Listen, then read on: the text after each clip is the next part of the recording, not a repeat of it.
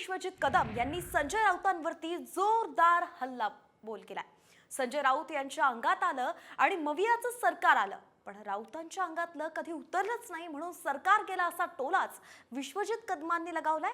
तर दुसरीकडे ते गोंधळलेल्या मनस्थितीत असावे असं प्रत्युत्तर संजय राऊतांनी दिलंय। पुन्हा खरं सांगायचं म्हणलं तर मी सरकार येईल असं मला वाटतच नव्हतं। महाविकास आघाडीचं सरकार आहे म्हणलं। मी विनोदाने बरेचदा म्हणतो संजय राऊताच्या अंगात आलं म्हणून सरकार बनलं, पण अडचण उडी झाली त्या अंगातलं कधी उतरलंच नाही म्हणून सरकार गेलं। त्यांनी अजित पवारांचं स्टेटमेंट ऐकलं नाही वाटतं। ते त्यांना काय म्हणायचं आहे ते गोंधळलेल्या मनस्थितीमध्ये असावे।